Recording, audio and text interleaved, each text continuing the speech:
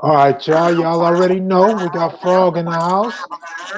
Give up his top 10, Peace, and peace, my brother. we got two regular viewers that want to come in and get their top 10 too. But we got Frog here, and I see you guys are ready. How you doing, Frog? Man, I'm blessed by the best. Blessed by Getting the plenty of best. rest and Mhm. getting plenty of rest. I wish I could say the same, man. I've been up all night. I'm sleepy right now. I just ate too. You know how black people do after we eat. And you gotta get you a young wife, man. That's all. Yeah. Hey, you know you got a A hell young of an wife. echo in your phone, right? Oh, do I? Okay, I'll Yeah. fix that. Let me see. Hold up. You don't have no earphones, huh? Oh, Okay. it's too loud. That's why. It's too loud. Okay. The volume was up. That's better? That's better. Okay. All right. My wife just hooked me up.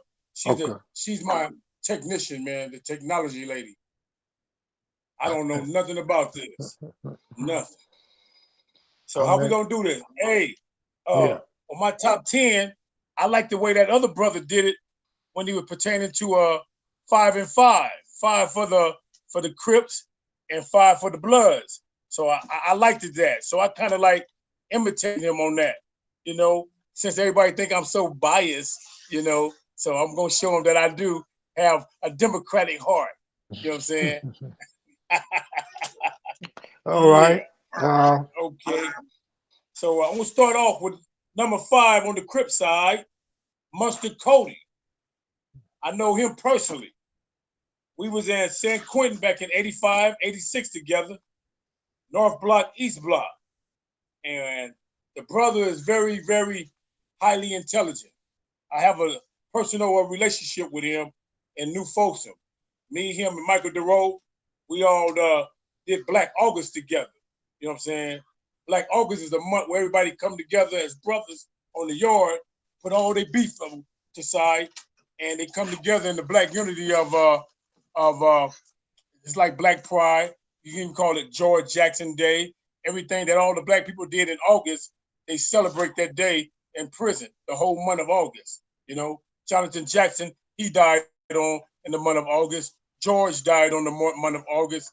I believe a lot of people died in the month of August. I can't go into their names right now, but I know it's basically like a black Pride Day.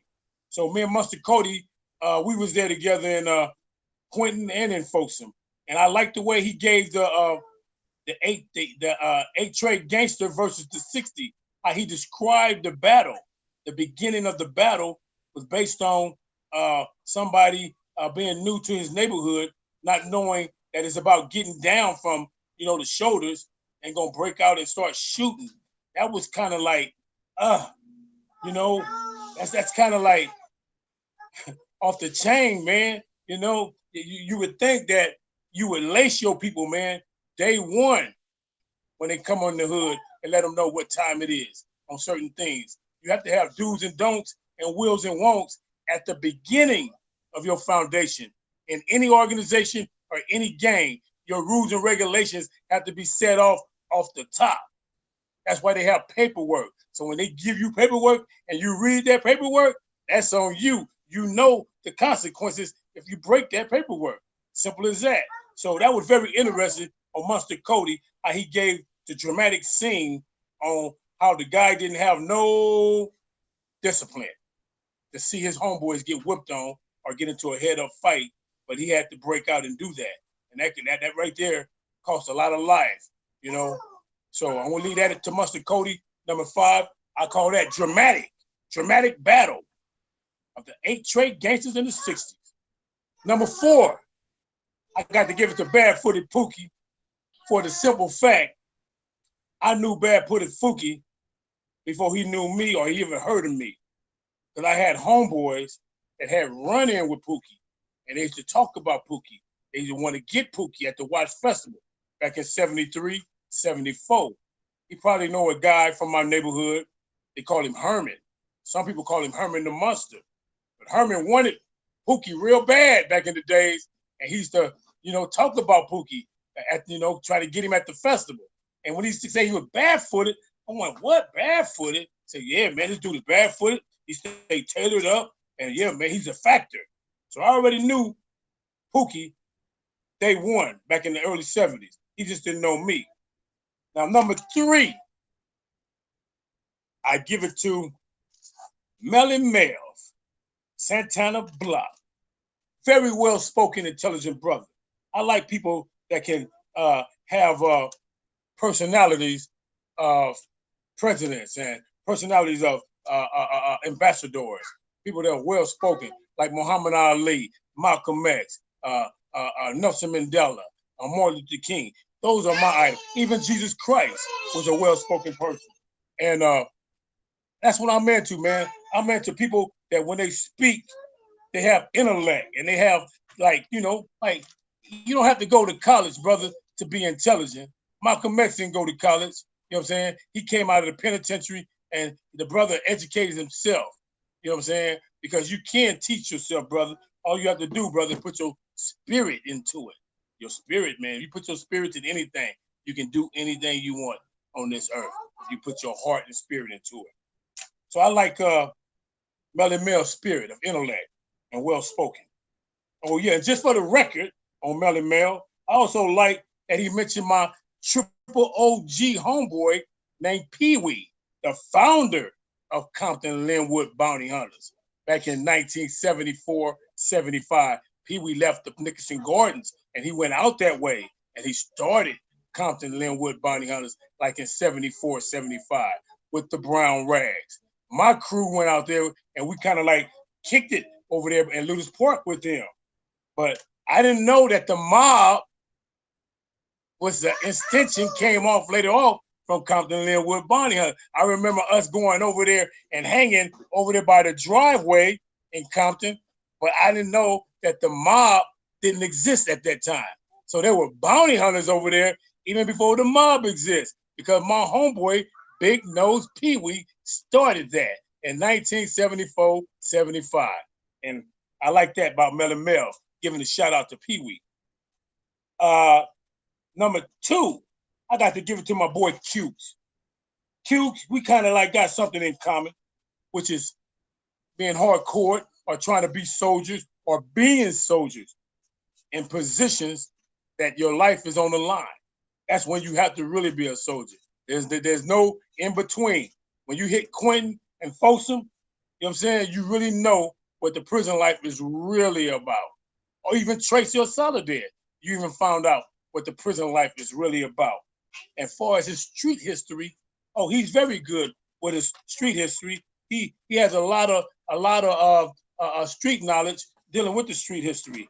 I even like that he wasn't even biased enough to say that Raymond Washington got busted in the head by a bottle by a brown.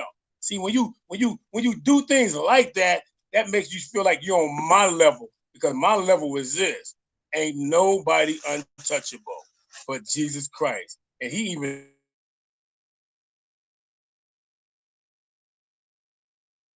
died. He did that. That meant he was keeping it 100% real. So I give a shout out to Q for keeping the street credit 100. Now you know I got my boy now on the Crip side, and the number one guy is too pretty. He's just too pretty for himself. You know, they should call him too sexy. He might be too sexy right now, too sexy for himself. You know what I'm saying? But my boy, Too Pretty Kenny, that guy right there, man, that guy is hilarious, man. And you know, I can actually say, brother, out of all the things that I get angry about, this guy right here, man, you know, he makes it worth his while, brother. He's the type of brother like he did on the Triple OG Vacation, how AC and Giacomo had their little beef going on who was right and who was wrong. And soon as Too Pretty Kenny came in, brother, the whole scene just got mellow, you know. And I really truly believe, my brother, that humor, brother, is a very good medicine, brother. When you stop laughing, brother, and you can't find joy in your life, something to be happy about, brother, you might as well say you're dead already. You know what I'm saying? That life is about being happy, being joyful, not trying to say I'm the hardest thing in the world to where I can't laugh or I can't greet nobody or smile. Hey, brother, you know, look at little children, brother. and you'll find out, brother, there's no racism. There's none of that old other crap. They ain't got no money problems. None of that. That's what we strive to be like. Little children in our hearts, brother. You know what I'm saying? We be like honesty, brother. You know, I mean, being innocent. That's what it's really about, brother. Even though we know nobody's innocent, brother, but still in all, the innocent I'm talking about, brother, is like the type of innocent of a child where you just don't know no better for real. If you don't know no better for real, then it's acceptable. You know what I'm saying? That's the kind of innocent I'm talking about. But anyway, brother, Too Pretty Kenny on that downtown bus, man. I used to kind of like see his name on the bus a lot. And I used to kind of like, I'm gonna get this dude one day. You know what I'm saying? I hope I do catch him on the bus. You know what I'm saying? And I used to scratch his name out, put X's on in it. And I be saying I used to see him all the time. This is 73, man. I used to X him out all the time. He had it blocked up, he had it hooked up like it was perfect print. And I just cross it out every time I saw him. But I want to tell you something about that, my brother. See, when you don't know nobody and you have a thing in your heart for your enemy, brother. See, that's what's wrong with the black people today. We need to get to know each other as a people, as a man, as a sister, as a brother, not as a color, not as a rag, not as a neighborhood. You know what I'm saying? That's crazy, man. We are a people, man. You know, a people, brother, don't have no boundaries, man. You know what I'm saying? Yeah, I look at it like this, brother. You know, the earth is all our turf, brother. And long as you don't put yourself in the box, brother, you should think like that. Person asks you where you from, the world, brother. I'm from this whole world, this universe. Because once you put yourself in a box, brother, it's like you putting limitations on yourself, you know. And I feel like I kind of like broke out of the box. I've been away from Watts now for 5 years, my brother, and I just went back to visit one of my homeboys. They called him Loaf. A lot of the brothers probably know him. He just did like 20 years, and I just finally seen him, man. And it was a blessing to go back and see him about a week ago. And we hooked up and hugged and greet. And you know, I feel blessed that he's not standing in the hood no more. I'm not standing in the hood no more. See, certain things, brother, you have to understand. You have to outgrow. You have to be mature enough to move on. Because if you stay in the same spot, you're stagnating yourself, brother. You know what I'm saying? Watts is not the only place in the world, brother. Compton is not the only place in the world. The West Side, East Side is not the only place in the world, brother. They got places, brother, from here to China, man, that you can go and visit and kick it, vacation. We just have to stop thinking in the box, man. Stop being hustlers. You know what I'm saying? Not gangsters, but hustlers. You know what I'm saying? Neighborhood guys. And just think out the box and say, man, I want to go to Jamaica.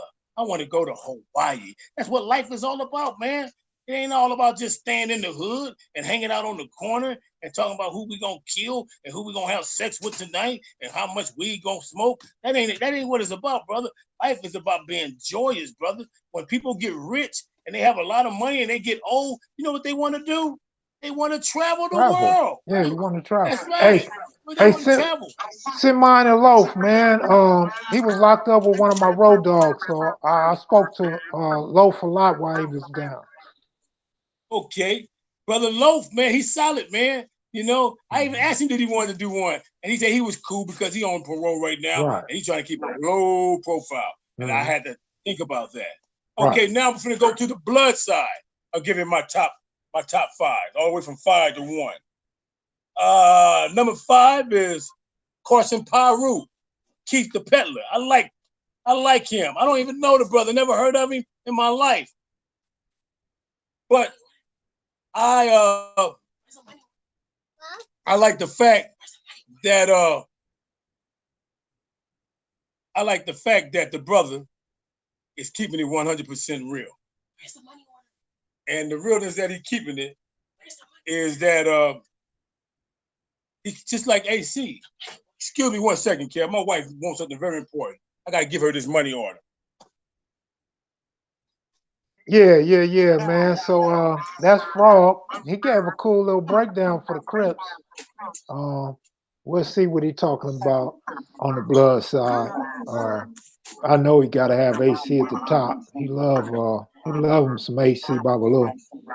Um, Keith Peller's real good, but when I do my top 10, let y'all know now, all the guys that I did on Google Hangouts, I didn't include them because obviously the experience wasn't the same as interviewing these dudes in person. So I left them out. Plus, I started writing my top 10 before I even had interviewed Petler and the cat from San Diego. So they're not going to be in mine. But I do plan on interviewing all of them with the camera. So they will definitely be in the lineup for next season. Go ahead, Frog. Okay, hey, I just do with that later. Let's get the paperwork. Hey, excuse me one second. Let me put my glasses back on. Yeah, Carson Pyru, Keith the Peddler, the brother keeping it real, man, about him coming from a Crip to a Pyru. And I really like that. I have a lot of respect for people, man, who just, ain't got no shame in their game. Like AC. AC ain't got no shame in his game, brother. That's why I can't say once a Crip, always a Crip. I look at him as a man more than anything. That Crip thing don't mean nothing to me when it comes to being a man, and a man is gonna keep it real. Regardless if he's right or wrong, he gonna keep it real. And that's how AC is to me. I look at him as a man. I don't look at him as no Crip. Brother just keeping it real about his life. You can accept it or you can reject it. It's just like a brother who come to a woman and tell a woman, hey, check this out. I'm a player. I'm a hustler. I'm a pimp. And you gonna get with me just what it is. And if she accept that, that's not on him, that's on her. So AC is like this, brother. He keeping it real in his book. So therefore, by him keeping it real in his book, and we buying the book, you know what I'm saying, we accepted his realness, regardless.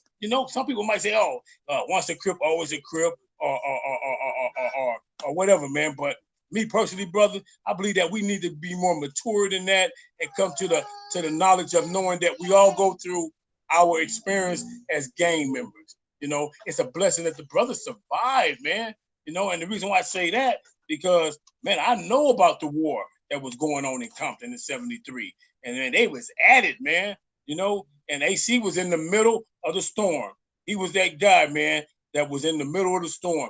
Everybody had a target on his back. And I have a lot of respect for a brother who can just actually say, regardless of the odds, because I'm going to tell you something about the blood thing, man. A real blood to me is not a brother who hit the main line after the fact he had tucked his tail in the county jail, was on quiet, didn't say nothing, they had nothing to say, but then when he hit the main line in the prison system or hit the streets, then all of a sudden he got something to say. Now he want to claim his neighborhood. See, to me, brother, I believe, man, that, when a brother go to jail and he represent himself to the fullest, like AC did, brother, I look at that as being a for real G, man, because when the odds is against you, you know what I'm saying, and you still stand up for your neighborhood, and matter of fact, you even be aggressive. You have aggressive guys, brother. It's called psychological warfare. And let me tell you about psychological warfare. Psychological warfare is like Muhammad Ali. Number one, you have to get in the person's head. No matter how big a person is, no matter how big their reputation is, you can still get in their head. And let me tell you how you get in their head. Number one, just like you're dealing with an animal, a wild beast, you can't show no fear. Once you show the fear, they got you, man. So I give AC that for not showing no fear, because that is the number one victory within yourself as a soldier, to show no fear. As long as you don't show no fear, brother, you know what I'm saying? Win, lose, or draw, guess what? You're still a man. You're still a soldier because you stood up. That's all that really matters. And that's AC. But anyway, number 4, my brother, IF, man. IF. That's Little Caesar, man. Little Caesar, brother. I'm going to tell you about that guy, man. That guy Caesar just said to tell you what's up, man. He's in the comment section. Okay, how you doing, my brother? Black Power. Guess what, brother? You are one cool, calm, and collective brother, man. At the round table, brother, you was in the eye of the storm, brother. know what I'm saying? Me and AC was so turned up for real, man, to the point where we kind of like, when you look back on something and you replay it and you replay it and you look at it, and sometimes you say, man, did I act like that? Was I that loud? Was that emotional? And then you look at, I compare myself, I compare me and AC to you, and I say, this brother right here, man, I wonder what type of guy he was when one of his homeboys got hurt, or did he get turned up then, or do he show any emotion at funeral? How did that go? Because I'm gonna tell you something, brother. I learned one thing about a real gangster, man. The real successful gangsters in life, brother, they don't let you see their emotions, brother. You know what I'm saying? They ain't gonna let you see them sweat. The ones who are really G's, brother, you know what I'm saying? They can go for years and years and years being your friend. And then next thing you know, you come up missing. And those are the kind of guys that I consider as real G. And he got that type of characteristic about himself that he can be so calm, brother, where you won't even know he's angry at you. And those are the ones that are very frightful, brother, because you don't know what they thinking. Those how El Capone, Lucky Luciano, those are the real thinkers, the ones who don't let you know what they thinking. And that's the kind of brother he remind me of. I guess maybe that's why they call him Little Caesar. He fit in the Kingston category. Okay, Little Caesar, one love. Now I want to get to number 3, my boy, Jimmy the Bishop. That guy right there, man, I seen him the other day. He looked like Santa Claus. Oh, Jimmy, boy, you need to cut it out, man.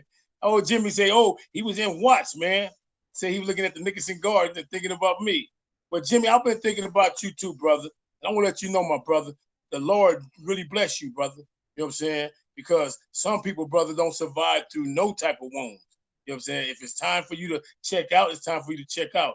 Even if it just happened to hit you in your toe. People get gangrene in the foot and they die. So I'm just letting you know, brother, give God, what I'm saying, the glory for your blessings, brother, for still being here, because I never take nothing for granted, brother. Not even life, man, itself. So I give that to Jimmy the Bishop for standing tall through it all. My boy Jimmy the Bishop. Even though another thing caught me by Jimmy, his history dealing with the Junior Thomas, Raymond Washington thing, that kind of had me upset for a minute, But then again, that's human beings. We human, man, and emotions, is going, shine sometimes, But it caught me off guard when he made that statement about Junior, But I just want to send a shout out to my brother Junior, resting in peace, the AKA the real rifleman, 30-30 Winchester. That's Junior, man. You know what I'm saying? And I just sent a shout out to him, resting in peace. Number 2, my brother, belongs to brother Michael DeRoe. That brother right there, man, I'm gonna tell you something, man. I walked the yard with that brother, and that brother used to say things to me, man, that used to have me kind of like at odds sometimes. I remember one time we was on the yard in Folsom, and you had the CCOs there, you had the Blue Notes there, man, you had the Bloodlines, the UBN. They put us all out the hole onto the main line and New Folsom on the B yard, or was that the A yard? I think it was the B yard. You know what I'm saying? But it was the hardest yard on. I think it had to be the B yard. It was a killing yard, man. And they put us all together. We come from San Quentin, out the hole, onto the main line, and one big fishbowl. See, tell you about the system, brother. That's what they do, my brother. You know what I'm saying? They want to see us fight each other. You know what I'm saying? They don't want to keep us really separated. Their whole thing is for us to kill each other off. That's why they put us on the yard with each other, and then they say, oh, we made a mistake. They might pop open the wrong door and say, oh, we made a mistake. But it's too late. Somebody done ran in your cell and done killed you. They done set you up. The only thing they saying is they made a mistake. So I know about the mistakes they be making, brother. The mistakes they be making is 100% set up. So my whole thing to Mike, you know what I'm saying? He's a survivor, brother. There's no joke in there, brother. You know what I'm saying? Inside them joints, man. We against everybody. And guess what? It's just us, brother. Nobody but us, man. We don't have nobody really but us when it really comes down to it. You know what I'm saying? And the brothers who pushing the politics in there, brother, you know what I'm saying, back in the 80s and the 70s, you know what I'm saying? I kind of like, man, once the 90s and the 2000s came in, brother, we've been on the losing end far as hand-to-hand combat in prison. I'm just gonna tell you the truth, brother. Once the 70s and the 80s left, when the 90s came in and the 2000 came in, they've been attacking us, attacking. You know what I'm saying? And I'm gonna tell you why. Because they part of the system. You know what I'm saying? They are the dogs of the master. You have the masters and you have the dog. The master called the shots over the dog. When the master send the dogs at the people who are what you call the enemies, the dog is going to catch them, the enemies, or attack them or kill them. So I look at certain gangs that are against my race as dogs for the master. And when I say the master, the people who run in the system, they use people as puppets, the divide and conquer. You know what I'm saying? And you would think in these days and time that we living in, that people will wake up as people of color and say, hey, man, we've been getting manipulated, getting used and abused by these people. Why we can't just come together and deal with these people? But the reason why, my brother, is because the money, man, money talks and everything else walk, man. People would sell their soul, man, for real, man. And I hate to say this, man, but I got to keep it real because that's the type of guy I am. You know, I even sold drugs before my brother in the 80s. And I made so much money and had so many cars, it was scaring me to death. I wouldn't even trust in my own homies. I was having so much money coming in. I was selling drugs over there on 84th and St. Pedro in Swan Hood, the killing ground. Back in 89, everybody getting killed all around me, but I'm serving from out of house. I don't do no corner stuff because I'm seeing people getting killed on the corner. And I'm seeing all these swines getting killed. And I'm saying, oh my God, I would never sell no curb serving. And they still, and the cool thing about it, tell you thing about money, my brother. Even after them brother was getting gunned down like that, and I'm watching them getting gunned down, 2 days later, a week later, they'll come right back out there like nothing never happened. People put their line on the life for money, man. And the only thing I'm gonna say about this, my brother, leave you with this nugget right here. For the love of money, not money, the love of money is the root of all evil, brother. And that's why there's a lot of brothers locked up trying to get money whatever by any means necessary.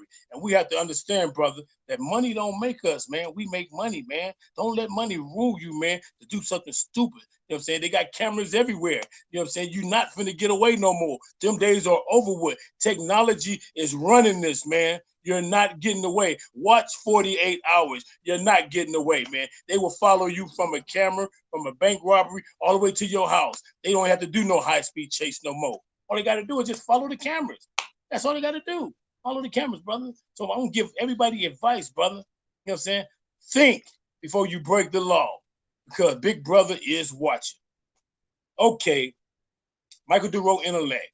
And that's what I like about that brother. He's very intelligent. And he got a lot to say. And when he says something, he makes sense. And I remember one time he told me, my brother, he said, Hannibal, that's my African name, just in case y'all didn't know this. I was Hannibal back in the 80s. You know what I'm saying? So, you know, I had an African name, Hannibal. You know what I'm saying? The one that went over the Alps through the fight the Roman army. Yeah, that's what they called me in Folsom, was Hannibal. You know what I'm saying? So he used to say, Hannibal, why is it that brothers can always find a reason not to come together than to come together? I said, man, that's heavy. That's so true. We always make excuses not to come together. You know what I'm saying? Than to come together.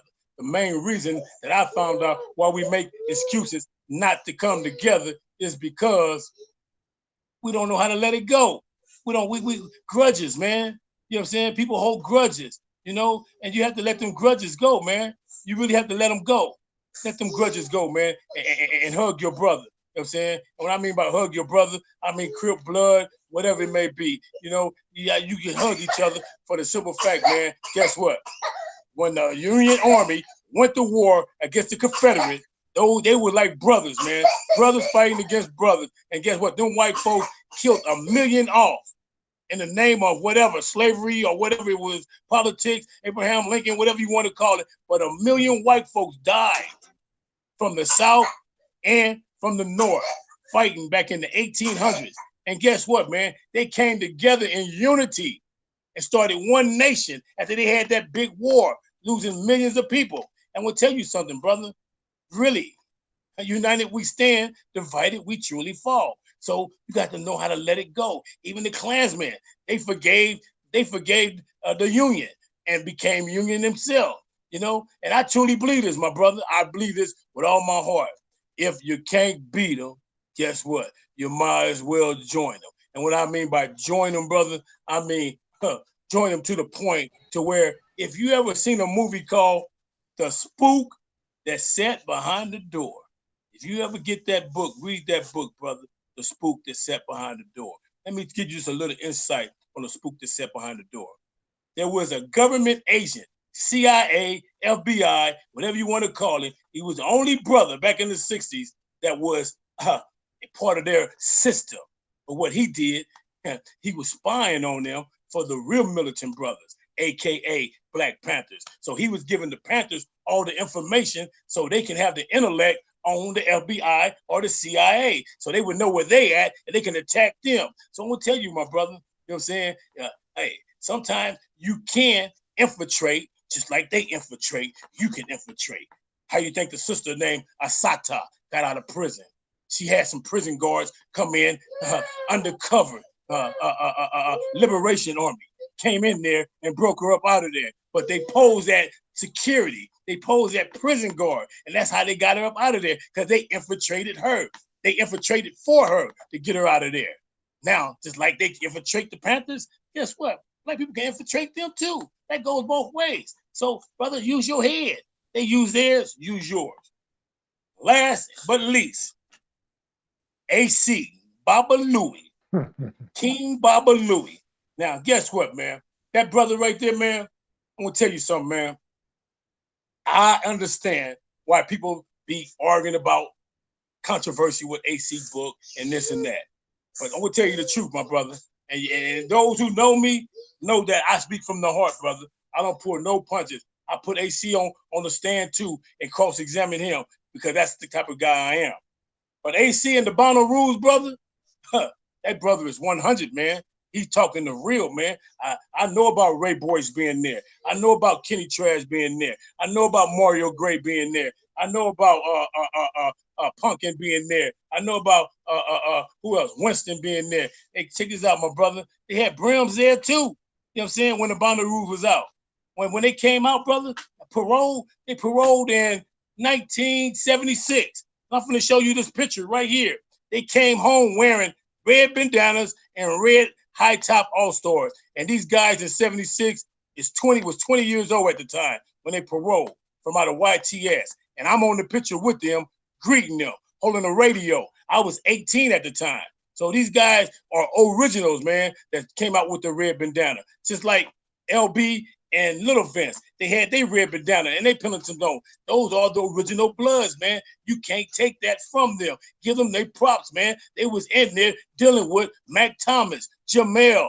They were dealing with Bulldog. They were dealing with factors in there, man. They were dealing with Cat Caesar. They had all them cats up in there dealing with them guys. I mean, why would you want to take somebody, I don't even want to call it glory, but I would call their battle history. Why would you want to take somebody's battle history that they put on the line and act like it's not sufficient? It had to be sufficient because the red rag always met blood, and the red rag before blood always met Paru. 100%. AC, Bonnaroo, man. I got you. I'm finna show you this picture right now. Here we go. The Bonnaroo, that parole from YTS is, where can I put it at, Cal? What can I put this picture at? Put it where your chin is right now.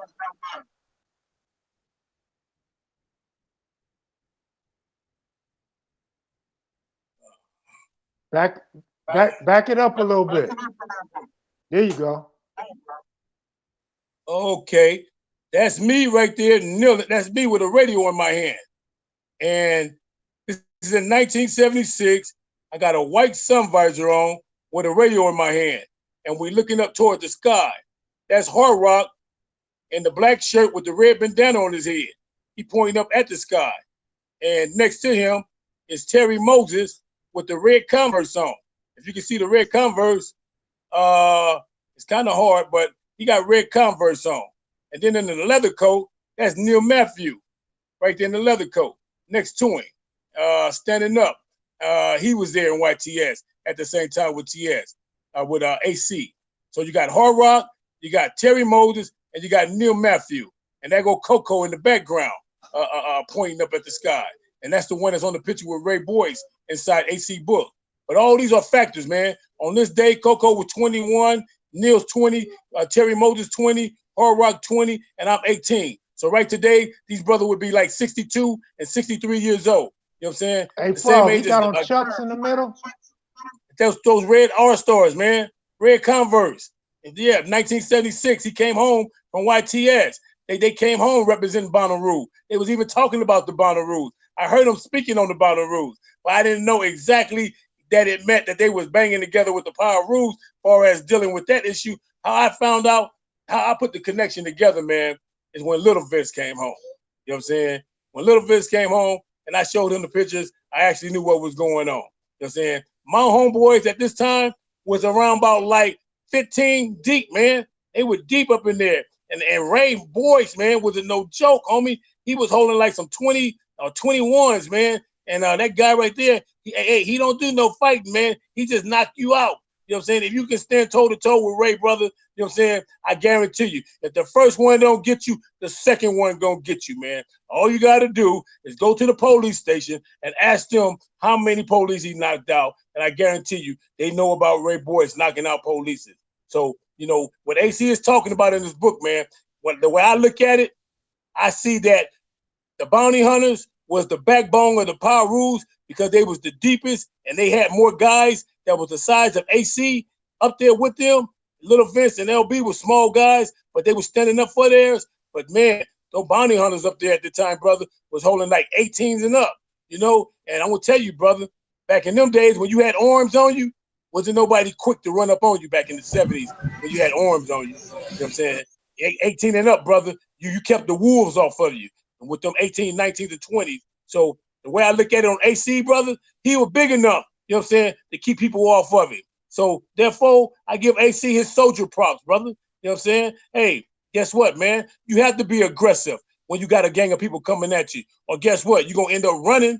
You're going to either run or you're going to stand up like a man. So I give it to AC for being not only the first starting lineup, but being a stand-up guy, period.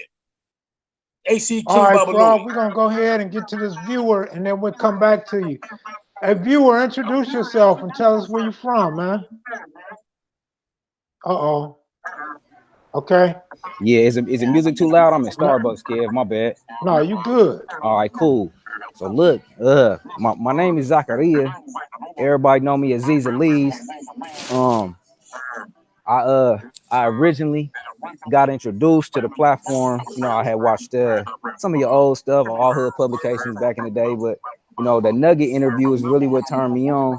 You know, just like a lot of folks. But well, first and foremost, man, shout out to OG Frog, and all the hunters. You know, all the Right on, locks, brother. all the Right on. Bell Havens, everybody out there. And I appreciate, first and foremost, I want to appreciate you, Kev Mack, for giving us this opportunity and clarifying and re-verifying a lot of this history, cross-referencing, making sure that we validate it and we not misguided. And that just means so much to me, man. I just appreciate you letting me on. Thank you. No problem, man. No problem. And you know, first and foremost, and then of course, OG Fraud, shout out to you. Appreciate you too. God bless. So I'm gonna just get right into okay, for where I'm from.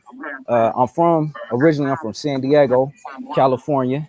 You know, of course, I've been hunting you down to get the Dago card going, Kev. So I was one of them. You know, Lincoln Park section of the city. I went to Lincoln High School. Also lived in East San Diego, so I got to give it up to all the Dago. I was originally started talking about Dago. Remember, Kev, you did the Your Favorite IG, the YouTube channel? Yeah, so at the 53 to 56 minute mark, I was under the name. That's also me buzzing on there. Kev Mack, the one I had put Michael DeRoe information up so people can write them. But yeah, so basically I was the first one who people were asking questions like, are the 40s linked to LA or what's going on with that? And I was the first one to let them know Donnie Ramsey, who came from the 30s, you know, like I said, 53 to 56 minute mark, I had put that on and established that. So I just want to establish some form of credibility there. But anyway, so let's get to this, man. Number 10, it was a small interview, but the reason he had to be included into the top 10 is because he will be, God willing, getting out and really taking, you know, this to the next level, which will be OG Monster Cody. And the reason why is because, like I said, the information that he can, well, first and foremost, Monster Cody, somebody who I dealt with personally in terms of, you know, he was down here in San Diego. So, you know, I dealt with him personally. You know, you know, at the time when I met him, he was like right about to go in. But anyway, basically, make a long story short, man, I think the to be continued on Monster Cody because he's gonna link a lot of this stuff up, man. So I had to include him in the top 10. I could do my honorable mentions next if that's cool, Kev. All right. Number 9, I gotta go with my man Jimmy Lavender, man. And Jimmy Lavender, man, he not only the fact that, you know, his brother, you know, Bobby, but also the fact that he came with the yearbook, man. Who has come with the yearbook, kid? Come on. You know, he came with the yearbook, came with the pictures. It was tethered. You already know it was old. It was original. So the yearbook, we have to give it up to Jimmy. Plus, you know, the swimming pool talks, the he knew Raymond Washington, the whole link between him and Craig Munson and the inception of the Crips. Like that has to be duly noted. And my man Jimmy Lavender came with that real history, and some people refute the history. But you know, if Craig Munson himself spoke on the situation and others have said similar stories, I think we got to give it up to my man Jimmy and say that his story is verifiable. Um, and like I said, that's it. If you wasn't there, you wouldn't know. But I give it to Jimmy on that one. A number 9. All right, number 8, man, the Kitchen Crips. Man. I got to give it up. The Kitchen Crips. That table setup was so cold that you had, and just the input. It was coming from so many different angles. Even my man off camera, the OG off camera. I mean, I just felt like it was just it was insightful, man. I believe that was the episode where they actually established that the in where neighborhood had came from in the 80s on the east side, if I'm not mistaken. So am I right, Kev? That was an interview where they said they okay, yeah. So so I got to give it up to the Kitchens. Number 7, my man OG Hawk, man. Wow, he brought the Moo story from the 107s. That was big. You know, that was huge because, you know, everybody wondered, dang, well, how did the 107 Hoovers, I mean, even 112 all the way that far down around the Denver Lane hood, how was that even possible? But, you know, he shed some light on that, as well as you know, the park dispute between St. Andrews Park and Sportsman's Park and where the actual meetings took place and stuff. And he gave his kind of layout on that. So I appreciated that. And it's still some kind of, you know, conjecture there about whether, you know, it was one or the other. But I think OG Hawk, man, from the only bad part of that interview was the damn helicopters, but that's LA for you. So that was all part of the grain. So I appreciated that. My number, that's number 7, OG Hawk, man. Much respect. We need you back on the platform, Hawk. Number 6, I mean, I put him in there for entertainment value, more specifically though for the OG validation. My man, Too Pretty Kenny. Too Pretty Kenny gets in there. Frog, you don't want to introduce him into the platform. So a lot of these guys, man, we got to give it up to my OG Frog, man. He the one that put us on with the Too Pretty Kenny. Not saying he wouldn't have been there eventually, but the way he came in and the form that he came in, it came through OG Frog. So give it up to Frog. He stamped Too Pretty Kenny first. And then the reason why I put him in at number 6 above Hawk is because he came back to the turf. We seen his name in the cement. And that right there alone, I mean, that's an OG validation, man. That was the first time it had been done on the platform. So, I mean, that's got to be commended, man. And then, I mean, people were trying to say that he wasn't from the neighborhood, all the stuff. I mean, it is the proof is in the cement, you know, period. Or the proof is in the pavement, should I say. Yeah. Number 5. Now we in the top 5. It's getting crucial. So in the top 5, we looking at um my man Cutes. Hold on though, because Cutes came a couple of times on the platform, right? Yeah, your lighting is getting bad. You look darker than Frog now, bro. You went from Curry to Draymond Green. Let me see. I'm gonna turn this way. How There about you that? go. All right. All right. So I'm gonna say number 5, I got Cutes. I got Cutes. Cause he been on the platform a few times, but I got Cutes in Dago, because I'm from Dago, so Cutes in San Diego, and the history that he came with, man, from the jail stories to the Monster Cody to the just him being on Dinker Avenue and just the whole West Side and how it formed, and him still going to school with Jamil and kind of dispelling some of those rumors. I really appreciated that.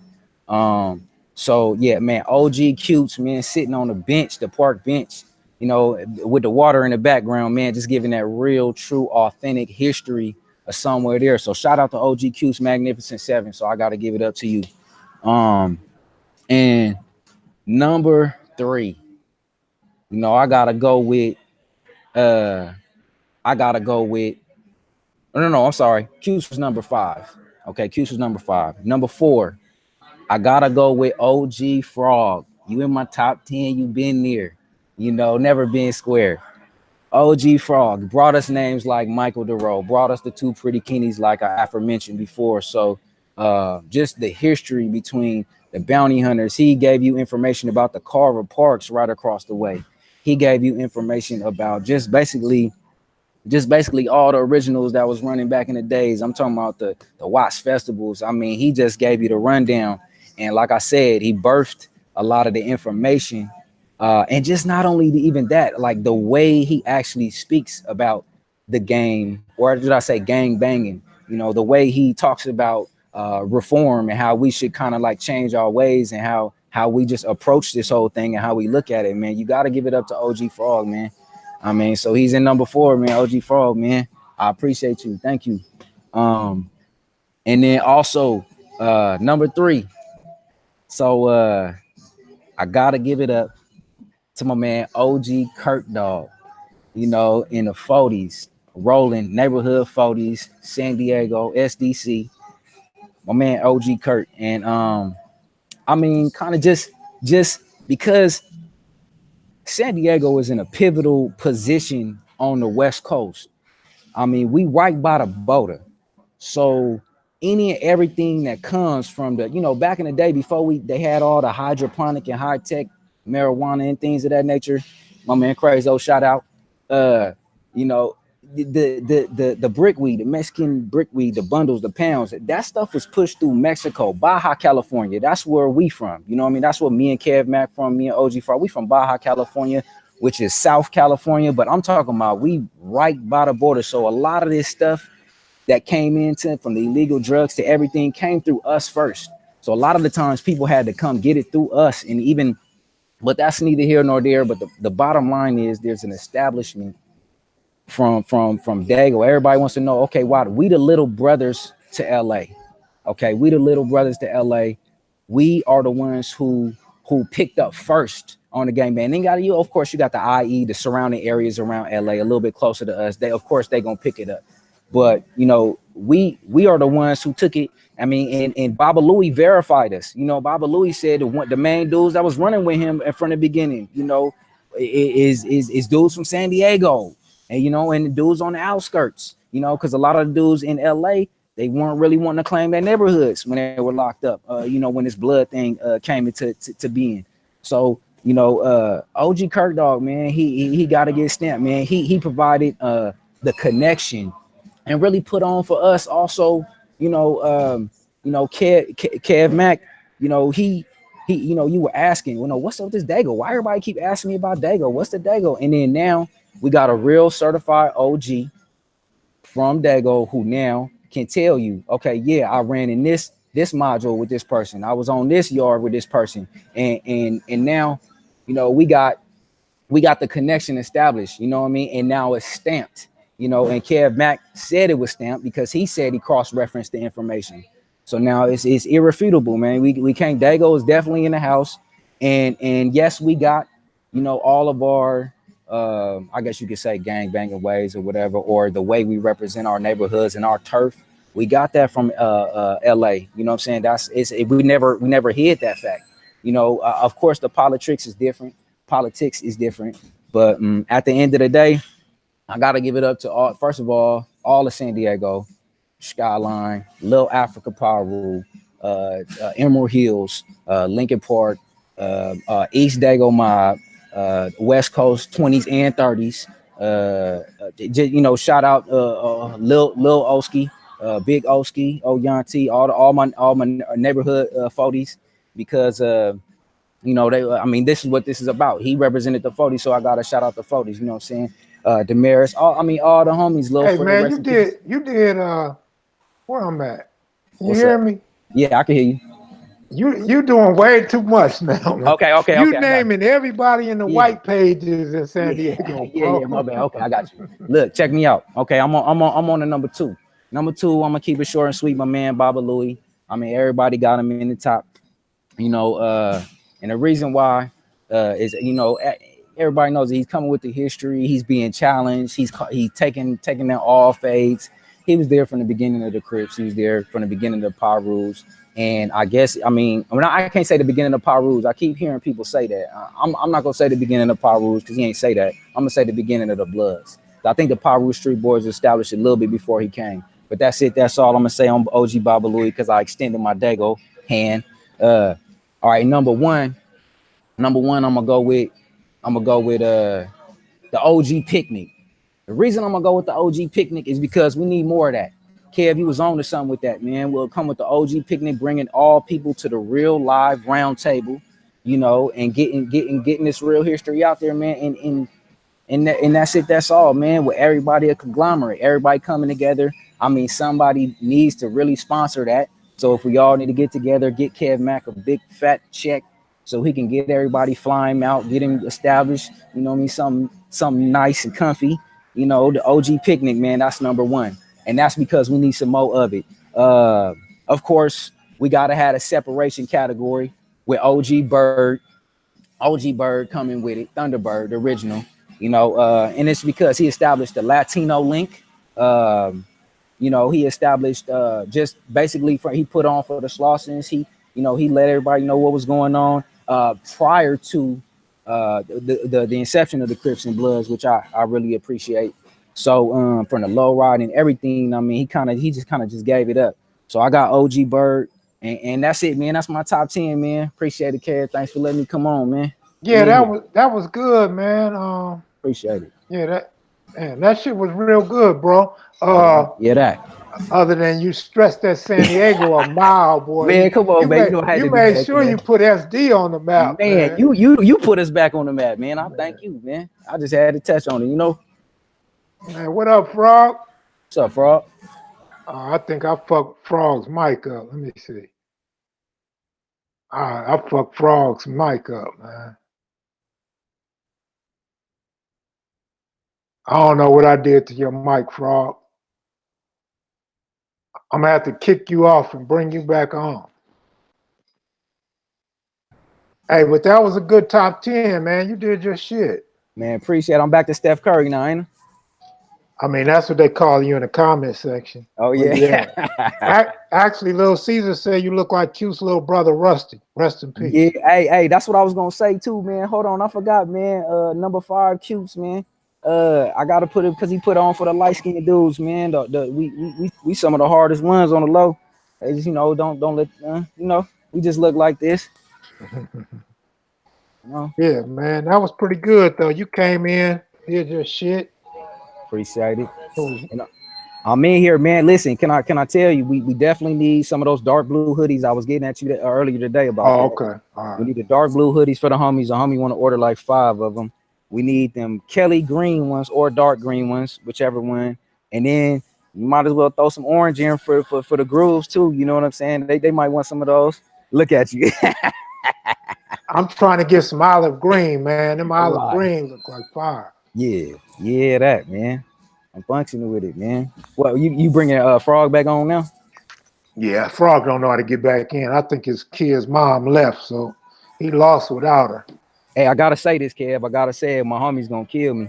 Uh, you know what I'm saying? Dago, I moved around. You know what I'm saying? My parents was poor, but I ended up graduating high school in East Oakland, California, man, Castlemont. So, at my senior year, I only went there a year, but I got to give it up to all my partners in the Bay. I went to the Castle, stayed on 55th and Barron Cross, so I got to put on for that. Other than that, man, that's it. That's all. And you done gave it up for everybody in San Diego. You know anybody in Emerald City or Emerald Emerald Hills, Hills? Emerald Hills, Little Africa. Yeah, man. I'm actually was the one that was trying to pioneer it in the beginning, trying to get some of the OGs on. But like I said, I'm gonna get with a few more people, man. I just they be so reluctant, and just like you, the same stuff you going through, man. I talk Wow. to them, and it's just OGs is kind of like, well, okay, for what?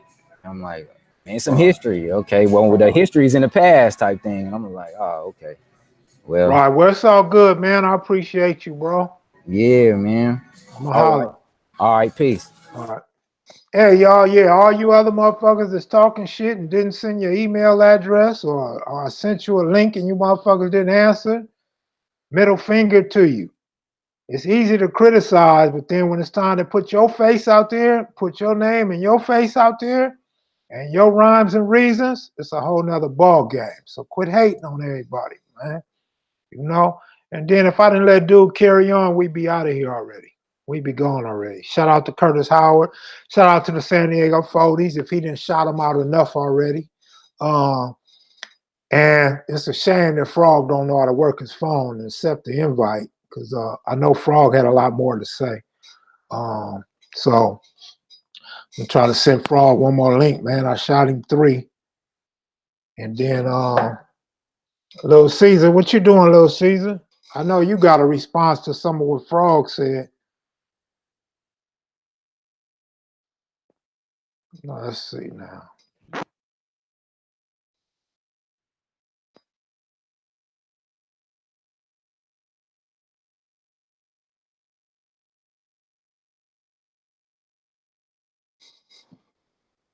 Called Too Pretty Kenny. Too Pretty Kenny ain't fucking with us. Too Pretty Kenny finishing up his book. Plus, he's a bus driver for their version of NTA. Um, so I don't know. My moderators are awfully nice. I'm gonna have to teach my moderators how to just get rid of motherfuckers. Beam me up for a minute. All right, Caesar. Let me find your email address and oh yeah, I'll probably have to send you a link, Caesar, because you don't know how to answer no more, huh? Let's see.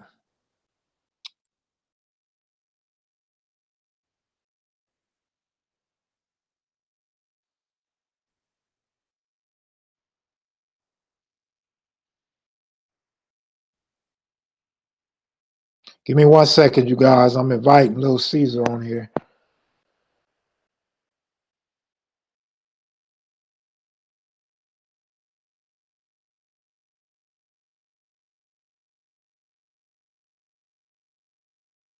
All right, I sent that invite, Caesar. You should have an invite. Malik, did you still want to come on or what?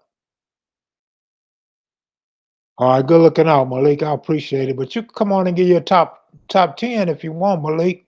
You got that, bro. I appreciate you, man.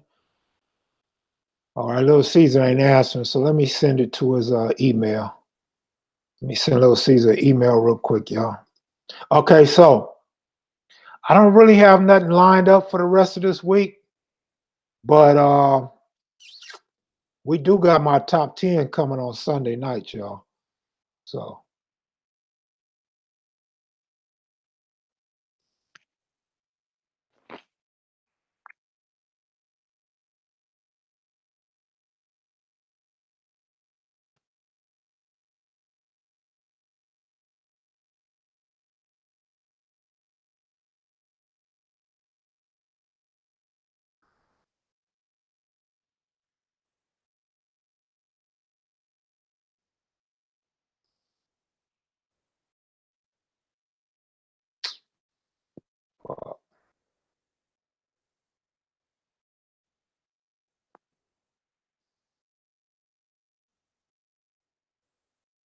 Let's see. Don't let it pour flame. Okay, so I'm pissed now. I get the craziest emails, man. They just get on my motherfucking nerve, man. Flint, Michigan, man. I sent you an invite. I don't know what happened to you.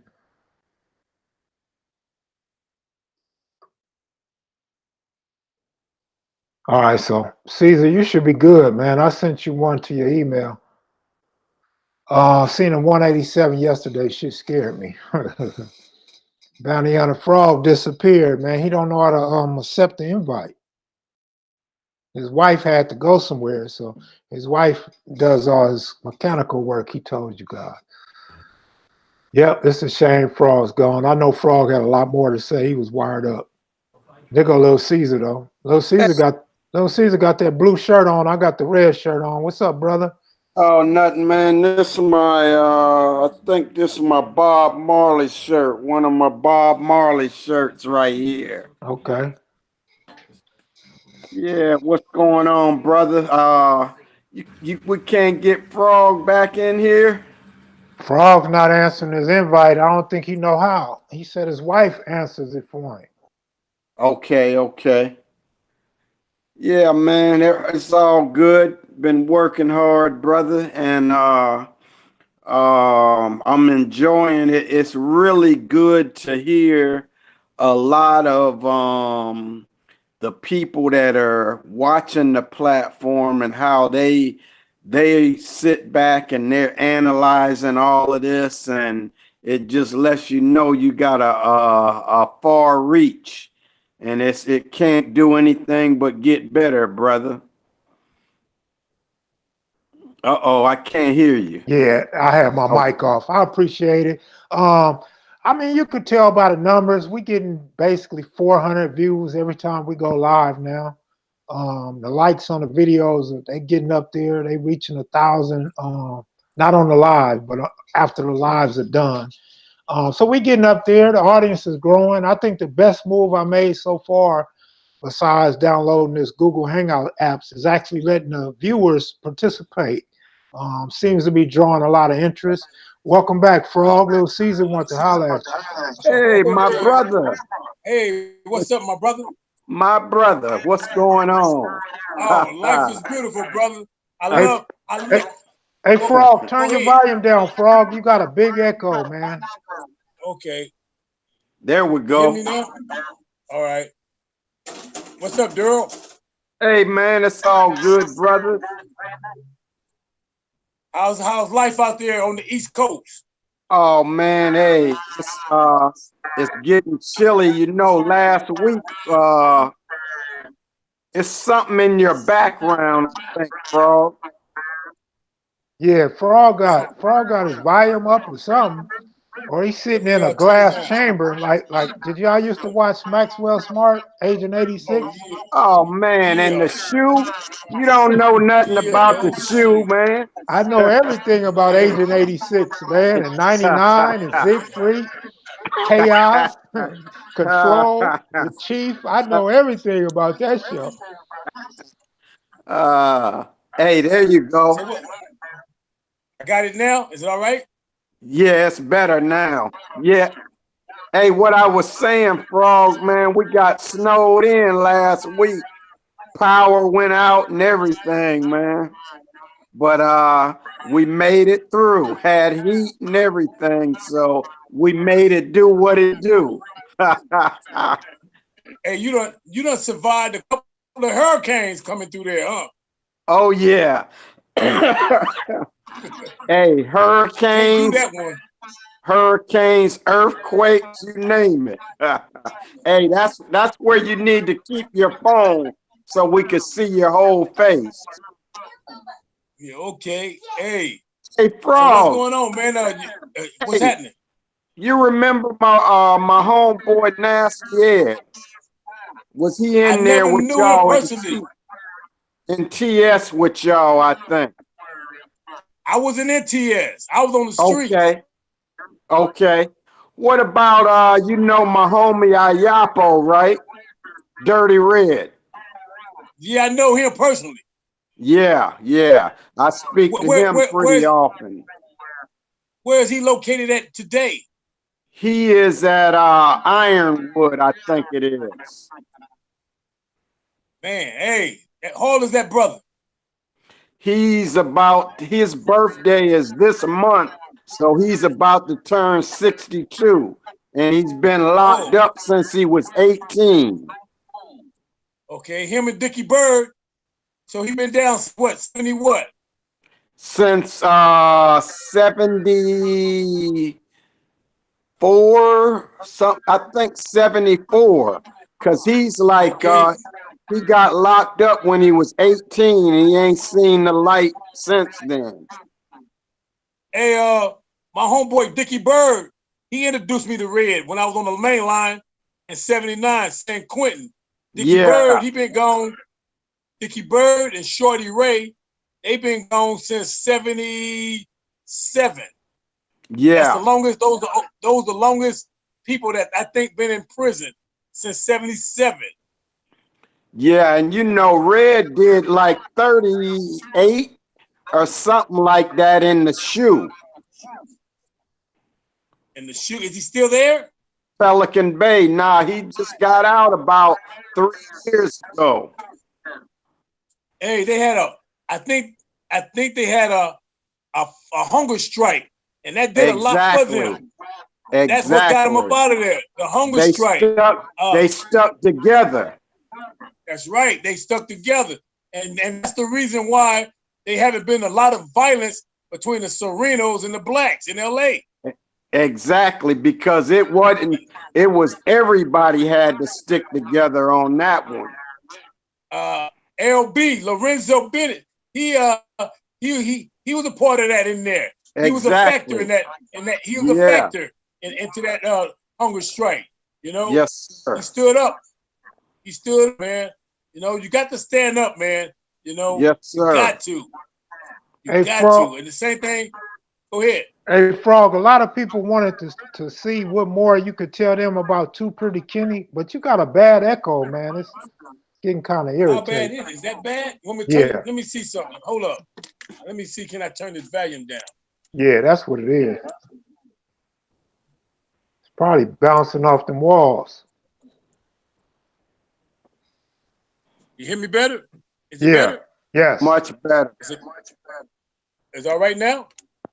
It's better. Want me to turn it down some more? Yeah, a little bit more. All right. Okay, that's better? That's way better. Okay. Hey, now what you were saying, Kev? They wanted to see what more you could tell them about Too Pretty Kenny. See, the thing about Too Pretty Kenny is this, brother. I was 16 years old in the 11th grade going to Centennial. I was going back and forth from Centennial to Locke. You know what I'm saying? My strategy was this, my brother. You know what I'm saying? I wanted to know the East Side and I wanted to know Compton. You know, so that was my thing. You know, I call it the Compton and Watts operation. You know, because that's the reason why I can actually say that while AC and them was inside doing the Bonnaroo thing, I was out here on the streets pushing the line with the Different Lanes, the Athens Park Boys, and the Power Rules back in 74 and 75. And Too Pretty Kenny, I'm gonna tell you something, brother. You know, he was the type of guy that I was kind of like, just how can I put it? I was he was like a fantasy of mine. Just like how he was saying that he was at the AC. See, that's the thing about us, brother. We actually was hunting each other down, brother. Don't know nothing about each other, but we was actually hunting each other down. All you have to do is know a name in the neighborhood. And I hate to say this, brother, but the truth is the truth. When you do something to a brother with a reputation, brother, it's just like eating his heart, brother. It seemed like his reputation automatically gets swallowed up by you. Same thing with the Tupac thing and the brother Baby Lane. Baby Lane got famous off of that incident. If he did it or he didn't do it, it don't even matter. It's like he's the guy that got that reputation now. And that's what the problem is with us, brother. We seeking reputation off of each other when we should be seeking a reputation off the system. The system is what got us going at each other. So the problem is, brother, we are misdirected. You know what I'm saying? Divide and conquer, brother. You know, that's been going on since the CIA, my brother. You know what I'm saying? The FBI, they know how to do it, my brother. You see what they did to Geronimo, put him in there for nothing. They conspired against him, brother. Everything is a conspiracy, my brother, dealing with this government. You know what I'm saying? For the simple fact, brother, we ain't gonna never win because, brother, we fighting each other. They got the formula. The formula is united we stand, divided we fall. Amen. And hey, when you say the government, you just made me think about something, right? You know, a lot of people, man, our people feel like Martin Luther King was a soft dude because of the way he approached his part of the struggle. But that brother was so feared by the government that they actually, I mean, some of the stuff that they did to this dude, you know, Martin liked the women and all of that. So they actually would tape him in a room or something with some women, J. Edgar Hoover, and then send the tape to Coretta so Coretta could hear the tape or whatever to try to break them up. They called him constantly at night, threatening the man, and so they had a calculated effort. I went to the museum down there in Memphis, and when you look at the room that this dude what was James Earl Ray was able to rent a room exactly with a perfect shot at Martin Luther King. Then this dude was able to get out the country with all kinds of fake ID and everything, went to London, England. So it's like we take it for granted that these people, you know, what lengths they won't go to take us out or put us at each other's throats or to destroy movements. And, you know, just what we're doing now, this is revolutionary, Kev. You got something going on to where you know these people are in the background looking for a soft spot in what you're doing to try to sow some division and, you know, maybe to try to light some sparks or something to get something started between, you know, somebody or something like that. So nothing has really changed except the year. We still in a fight. And y'all gonna have Comey, Mueller knocking at my door. So FBI, CIA, U.S. government. I'm just listening to this conversation. Hey, brother. Hey, you know what? The funny thing about it is you might have some truth there, though. But that's the funny thing about it because hey, these people don't play, brother. And you know, you go against them, brother. You know, hey, you gotta come up missing like Merlin Monroe. You know what I'm saying? Hey, these people ain't no joke. They take females out and anything. If you know too much and you speak too much, look what they did to my boy Martin King. He said he knew he was gonna die. He said he been to the mountaintop, and that's what they did. Shot him right in his head. You know what I'm saying? Because guess what, brother? Hey, that tongue, brother, when just like Christ, brother, when you get to speaking the truth, brother, you know what I'm saying? Hey, those are who sitting in the darkness, brother.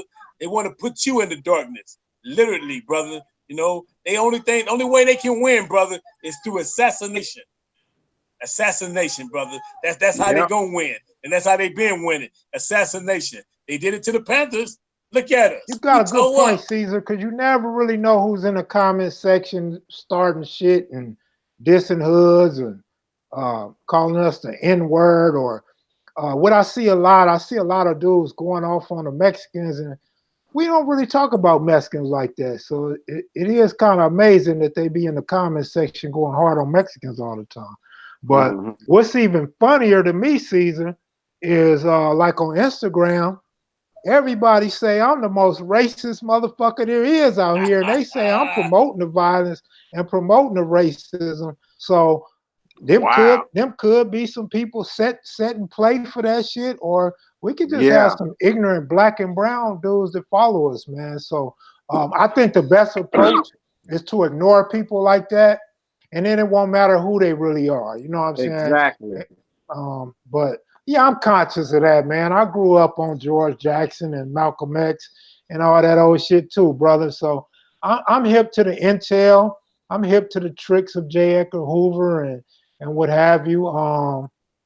You know, I understand. I understand the divide and conquer method. I understand throwing the flames into the fire, man. I understand. Yes, Guess what, my sir. brother? Hey, the reason why I got this lion on the back, brother, because it's this one story. Before I leave this earth, brother, you know what I'm saying? I search my heart, my brother. And when I say I search my heart, is there anything that I did back in the 70s and the 80s? Would I do it again today? Right today in my 60s? And I say there's only one thing out of all the things I did in my life, brother, that I will repeat again. And I have to tell you this story because Kevin Mack cut me off the picture the last time I told the story. I think he probably was afraid of the administration because this is the story. He let me tell the whole story, but I never seen it on video. I'm gonna cut you off right now, Frog, and then I'm gonna let you finish the story. I'm not Go afraid of ahead, the brother. administration or none of these motherfuckers. You check my Okay, my C brother. file, the ATF, the FBI, the Rolling 60 Task Force, all them motherfuckers done kicked in my door, buddy. They done all been in my Okay. door. They done wiretapped my phone. I ended up moving and moved to another place, and they tapped that phone, and they was mad because they thought I had intel on them tapping my Woo. shit. And they got on to me because one of my homies, they tapped his phone. They did that where they caught him and released him and tapped his phone, and they tapped all the calls he made. And they was on me. I'm not afraid of them, man. I ain't doing shit. If a few words hurt them, fuck them. Donald Trump words hurt me every day. I don't say shit. Yeah. Well, I have to say it like this, my brother. And I'm talking about the mind. I'm not talking about no gun when I say revolution. You can kill the revolutionary, brother, but you can't kill the revolution. That makes sense? Oh Yeah, yeah. correct. That's right. So regardless, it's just like the word of God. You might have put Jesus on the cross, but guess what? The word gonna still live on, brother. Malcolm X still living, brother. Martin Luther King still living, brother. Nelson Mandela, they still living, brother, in spirit. Their words are still, hey, check this out, my brother. You know, I always heard somebody say this before. If you want to hide anything from a black man, put it in a Hide book. it in a book. Mm-hmm. Yeah. That's it. All you got to do, brother, is educate yourself. You'll find out that you way more than the N-word, my brother. You'll find out that this lion behind me, brother, hey, that's a symbol of not only just your heart, or as heart of a lion, but it's also the tribe of Judah. You know what I'm saying? The same tribe the black Jesus is from the tribe of Judah. You know what I'm saying? You have to understand, brother, we are proud people. We are spiritual people, brother. You know, we got people, brother, all over the world, brother. But the tribe of Judah, brother, you know what I'm saying? I'm not going to say that I am from that bloodline, but I would say spiritually, brother, you know what I'm saying? I'm a warrior spiritually and physically. And that's the reason why I wanted to speak on this incident that happened in Soledad, if it's all right with Kevin Mack. Hey, you got my blessings. Go ahead. I love prison stories anyway. Shit. Back in 1985, I the think they month of silenced you, January, man. 85, Soledad, Main Line, Soledad Central, F-Wing, hold at least about 300 to 400 prisoners, maybe about 300 prisoners in that one section. And you have maybe about 5 sections. You know what I'm saying? You have F-Wing, G-Wing, and on down. But I was in F-Wing.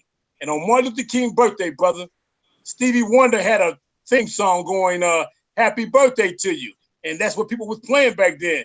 Happy birthday to you. This song by Stevie Wonder. So we playing the music and everything, and everybody celebrating that Martin Luther King birthday might become official holiday. But meanwhile, while all the Crips and Bloods is cool, everybody chilling, ain't nobody tripping on nothing. Meanwhile, while we celebrating, the white boys, Nazi lowriders, skinheads, Hell's Angels, Aryan Brotherhood, they passing knives on our celebration, handing each other knives, like they get ready to do something to somebody.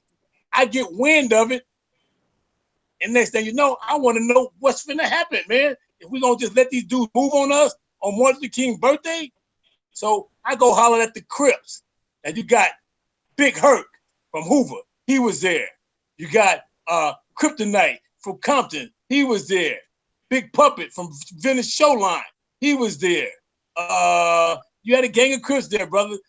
Way more than Bloods. But anyway, getting back to the point, I wanted to talk to the Crips and find out how we gonna deal with this situation. Because the Damoos, which is the Bloods, they kind of like waiting on the Crips to do something because they the deepest. So I go holler at the Crips and they tell me they want to wait and see what the Bloods gonna do. So I go holler back at the Bloods and I say, check this out, man. They say they waiting to see what y'all gonna do first. So I'm in the middle of this, going back and forth. Brother, I'm gonna tell you, man, I got so frustrated, brother, because I was looking at it like this. When it comes to Crips and Bloods going at each other's throat, they take off on each other at a drop of a dime. But now we got some racist white boys plotting on us on Martin Luther King's birthday. Now everybody is procrastinating. Now they don't want to deal with this white power structure, but they sure would deal with the blue and the red power structure like it ain't no big deal. So I'm kind of like upset at both sides. So inside me, I said, you know what? I got to take the initiative. I got to take the initiative. What I did, brother, I went and got my thing, handled my business, and guess what? After I handled my business, all I looked around, brother, the whole day room was getting towed up, brother. You know what I'm saying? And the Crips and Bloods were tearing that butt up, boy. Police was shooting at us and everything. And I'm gonna tell you, my brother, that was the only time in my life that I actually felt that I stood up for my people, brother. Any other time that I did was evil and didn't have no cause, no reason, no knowledge. It was just following what they call it, the Pied Piper. The Pied Piper blow the horn, and guess what? We all go off the cliff behind, guess what it's called, brother? Stupidity. It's called ignorancy. It's called a whole lot of things, brother. I'm going to tell you one thing that I can say about this incident that happened on Martin Luther King's birthday, brother. I'm going to tell you, brother, they got a law, brother. You know what I'm saying? The first law of nature is called self-preservation, brother. You know what I'm saying? Every slave didn't die, brother, just getting beat to death. They got slaves like Nat Turner. They got people, brother, a gang of Nat Turners back in them days, brother, that stood up. You know what I'm saying? Yeah, so we don't hear about them. I know you Yeah, don't. They ain't going to let you know about them. They're not going to tell you about them. Hey, so my brother... Nat Turner and Denmark Vesey and all of those people, we never heard about them in the history books. And you know why? Hey, come on, because they don't want you to be like them. Introduce yourself and give us your top 10. All right, first off, you know, I'm a 1200 ECBC on YouTube. You know, I'm a follower of Kev Mack. You know what I'm saying? I've been following you for a little while. You know what I'm saying? I like all your videos.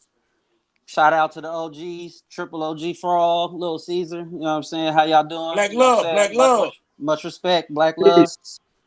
All right, so I'm gonna get right into it. First and foremost, you know, we got Bird off top. You know what I'm saying? Because he go way back, and he's just like somebody that you would just like to sit around and just listen to his stories. Period. You know what I'm saying? So I got Bird, you know, but that's in the category of his own.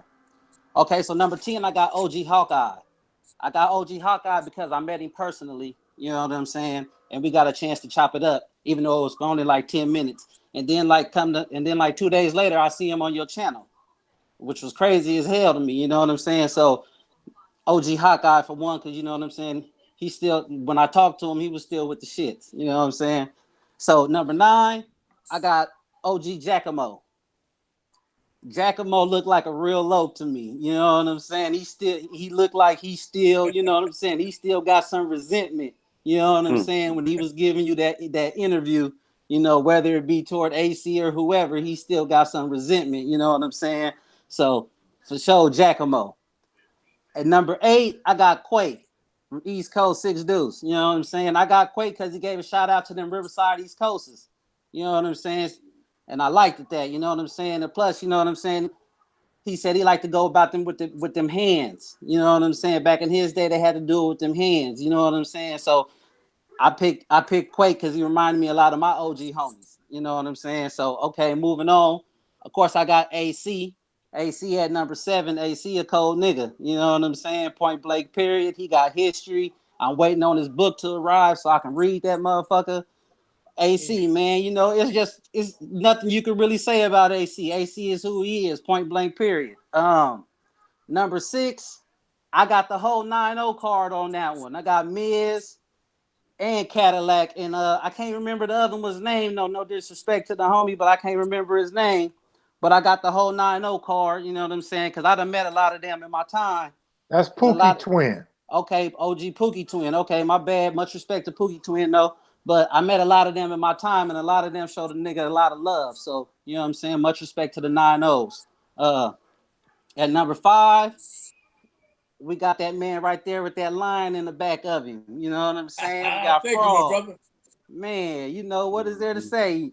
Frog, One real love. G shit. You know what I'm saying? I ran into a lot of your homies about my time out here in Riverside, San Bernardino area, you know what I'm saying? But mainly in Riverside, I ran into a lot of your little homies.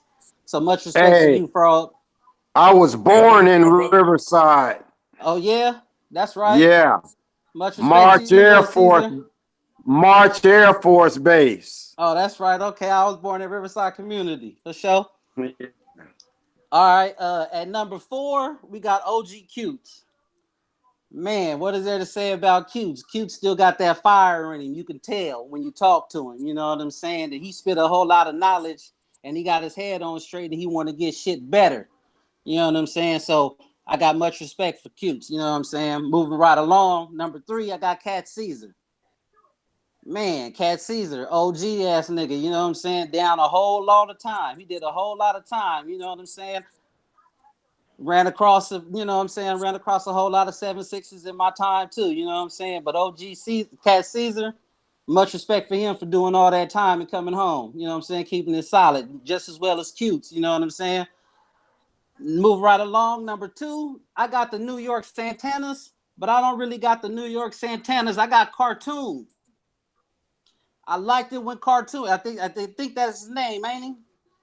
I liked it when Cartoon came on there and started spitting that real shit. You know what I'm saying? Like talking about how he don't never take how he don't never get no lawyer. He always take his shit to court because he know what he be talking about. I felt him on that. You know what I'm saying? Because I be trying to do my little studies and shit too. But he spit some real ass shit, and that's some shit that a whole lot of people need to get up on. You know what I'm saying? He was spitting some real knowledge, and just by the look of him, you wouldn't even expect Cuz to even talk like that. But I'm glad he got on there and he spoke what he spoke because that was some real live shit. Number 1, I got Baby Crazo. You know what I'm saying? I love Baby Crazo. Crazo's interview. Mm-hmm. Man, You Baby gonna love Crazo that. for real. Like, I done ran across a whole lot of Ravens in my time too, but man, Baby Crazo, man, that was a rider. You could tell. But you know, he got his head on, like he said, he got his head on straight. And he trying to do other shit in life. He trying to steer his little homies in the right direction. You know what I'm saying? Like he said, he driving trucks, raising his family. I can dig that. You know what I'm saying? I got me a 9 to 5. I'm raising my kids. So, you know, that's my top 10. You know what I'm saying? And Kev, thanks for putting me on so I Hey, can get on there and say that. hey, don't leave yet, brother. I got a question for you. All right, I'm still here. Kind of like a two-sided question. One is what age range are you in? I'm 36. Okay, now my other question is what are you taking away from all of these Kev Mac videos and seeing all of us older dudes that might have been going at each other 30 and 40 years ago, but now we're able to sit down and converse and have conversations. So what do you think that is good about the platform, and what are you taking away from the platform? Take it away from the shit. If y'all can do it, I can do it. You know, Amen. if y'all can put away y'all grudges, shit, everybody can put away their grudges, man. Right, You know brother. what I'm saying? Everybody getting older in time. Everybody got kids. I want to see my kids grow. My kids want to see me Amen. around. So, you know. Amen. Hey man, I could tell by your age. I could tell by your top 10. You like riders. You like the ones that may possibly still be active and put that work in on the streets and in prison. But I commend you on your answer to Little Caesar, man. That was the best answer you could have gave that man. For sure, man. I appreciate y'all, man. I watch every video. I'm at work with my Yeah. earphones in. You know what I'm saying? If I can't watch it, I'm listening to it. Yeah. Hey, man, live your life, raise them kids, brother. That's what's going. Hey, that's what makes life sweet, man. Watching your kids grow up and look at some grandkids and all of that, man. That's what makes your life rich, man. So keep doing your thing, little homie. Oh, most Appreciate definitely, I will. it. Appreciate that. Appreciate that. All right, Kev. I'll catch All you on right. your next live. All right, for sure. Take it easy, bro. All right, go. Hey, got the baby up in there, huh? Ah, Simba, you it's just. my lion right here. Uh-oh. Hey, those were some good questions, Caesar. Yeah, yeah. Yeah, I think, as they come on, man, because, hey, it's kind of like you don't even realize what you're doing means to a lot of people, man. And even when I think I mentioned it the other day with Michael DeRoe, somebody that's been buried up under that thing for a long time, to believe in your platform like that, a brother like Frog to believe in your platform, and AC and Cutes and all of these other brothers, Cat Caesar with them the triple OG Ace Deuces still in plastic, the hat shop. So yeah, man, you got something good going, man. Hey, you know what I wanted to say too? I had mentioned before on this platforms that I always heard the name Cat Caesar, always knew Cat Caesar had a spot in history.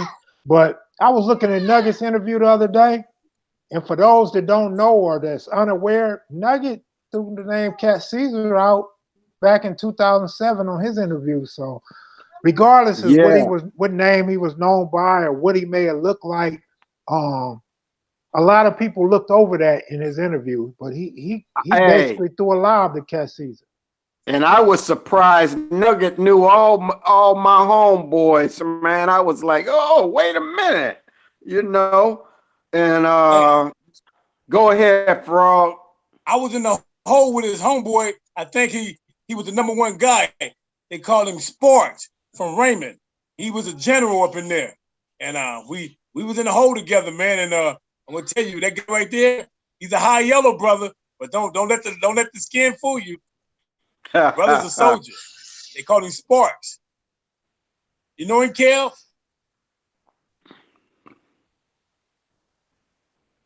Been hearing of Sparks forever, but I just met Sparks last year. When he got out, he came to Melvin Hardy's funeral, and I had the pleasure of meeting him. You think you can get an interview out of him? Some say yeah, most say no. I think we gotta let him clear parole first. Okay. Well, he's a real one. I know that for sure. He's a real one.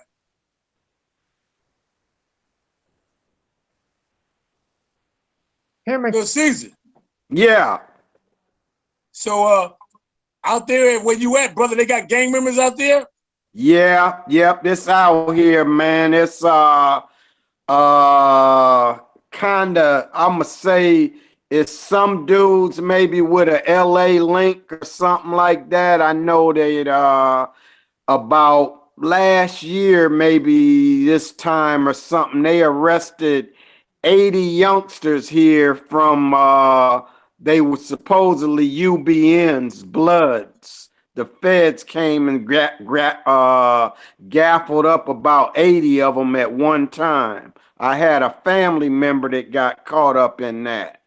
So, you know, they kind of didn't realize by attaching themselves to this whole blood thing that, you know, that's taken real seriously. So a lot of these dudes, it wasn't like they was no big time drug dealers or this or that, but you know, after the press get through with you and after the feds get through testifying on you, you know, you the biggest criminal in the world. So yeah, it's going on here, but it ain't, you know, nothing like what we done seen in our time and our you know, the whole LA scene. Hey, I want to ask you a question. What is your definition of the word sucker? You know, it's kind of like a person that, you know, they go kind of whatever way the wind blows. It's like easily taken advantage of, easily controlled. You know, they really don't have a grasp on their mind and stuff. And so it's kind of like it's a certain kind of softness or whatever there that, you know, somebody can come in and just, you know, kind of twist you around.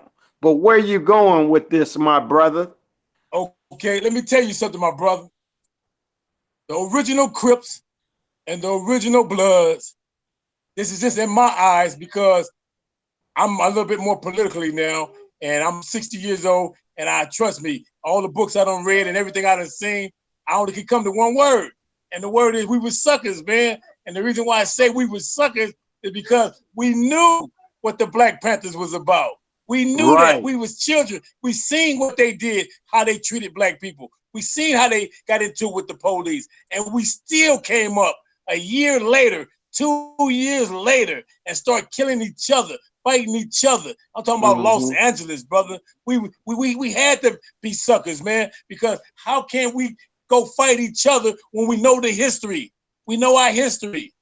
We was there as children, as adolescents.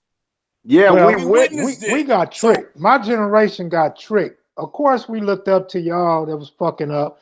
We looked up to the pimps, the players, the hustlers, the gangsters, all that old shit. But we didn't know about the small percentage of homosexuality, the small percentage of people that will use you or put that knife in your back when they get close to you.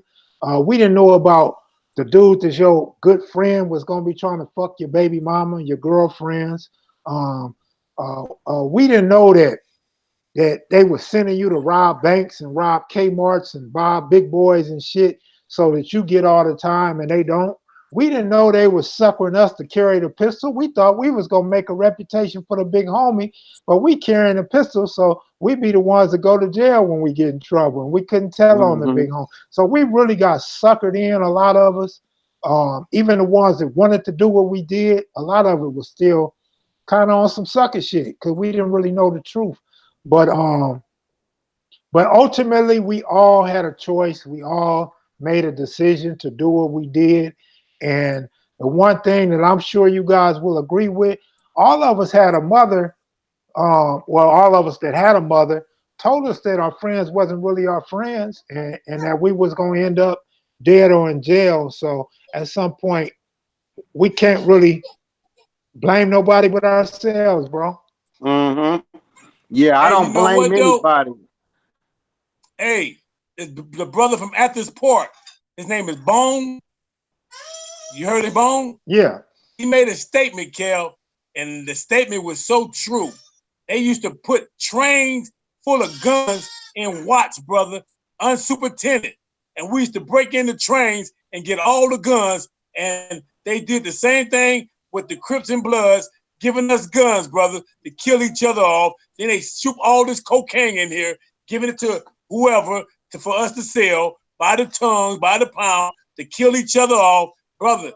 They was getting us with the system. Far as if you get caught with a rock, you get 20 more time as a person who get caught with the powder, which is the man who fly it over here. He gets spanked on the wrist, and you get life. And that's why Obama that's real talk, Frog. Let me put you up on something though.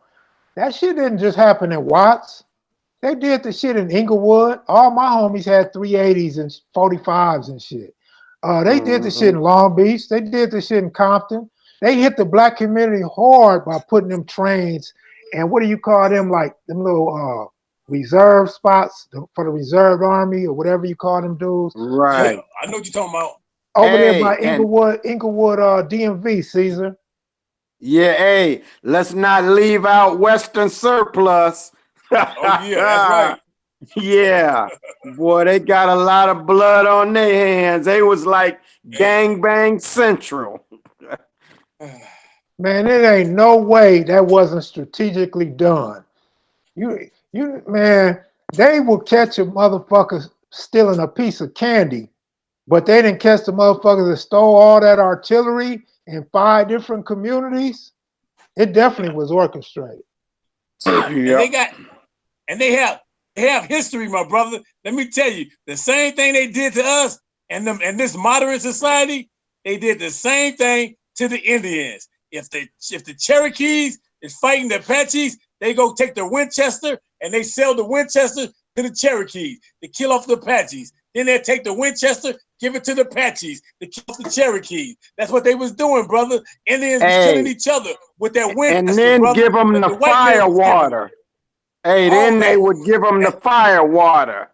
That was the cocaine right there. Yeah. That's the cocaine right there. The fire water. They know how to destroy a people, brother. Trust me. They got experience of doing it. It's your turn, Daryl. Hey, I'm soaking it in, but hey, it's like what you say. Hey, when I think about the whole drug war, my take on it is I say it was chemical warfare. Exactly. First came the Sherm, then comes the crack, and what that stuff did to us, it did more than any gun could have ever done in terms of destroying families, getting people locked up. I mean, the damage it was doing to little babies being born and stuff, that was by design.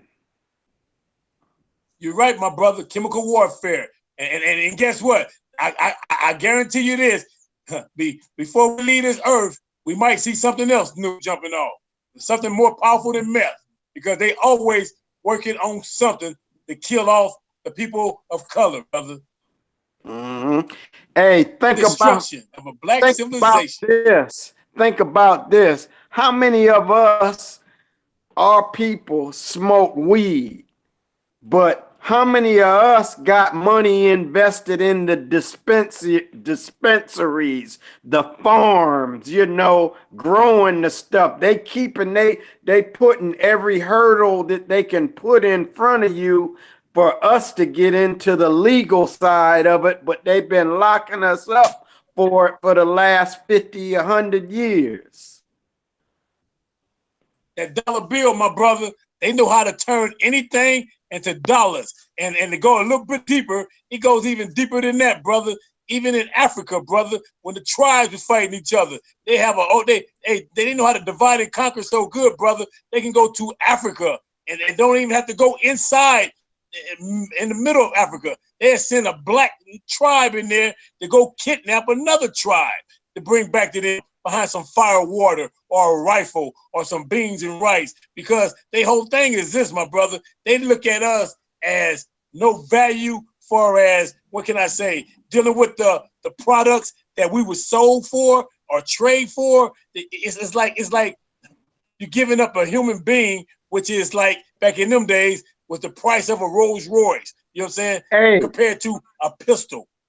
But that was another drug war right there, because what they would do, they would take us over there, get the sugar and make rum out of it and take the rum back to England and Europe and all that. So, that's one of the first little drug cartel things right there. Brother, we built this nation, man, with blood, sweat, and tears, literally. I mean, I hear people talking about go back to Africa and all this, Marcus Garvey. Man, well, I'm going to go back to Africa when all my people done died for this country, done sacrificed their life, done been raped and kidnapped. And here it is now that it's time for us to get our slice of the pie. You know what I'm saying? All of a sudden, we're supposed to go back to Africa now because we don't have these Jim Crow laws on us no more. So now we in the limelight now to even hit the lottery. I just seen a brother, you know what I'm saying? Look like he from the streets, like a player. He hit the lottery for $500 million. A brother. Oh, man. So they don't want us having that type of luxury, brother. You know what I'm saying? Yeah. That's for the white folks to win. That's not for us to win. When they see that, brother, that's what they call the American dream. We can't have that. You came on all calm and cool. You were super cool with your lion in the background, your matching shirt. We start talking about white people, man. You fired up now. Like you ready to get the revolution. Say, my brother. Hey, Hannibal. check this out.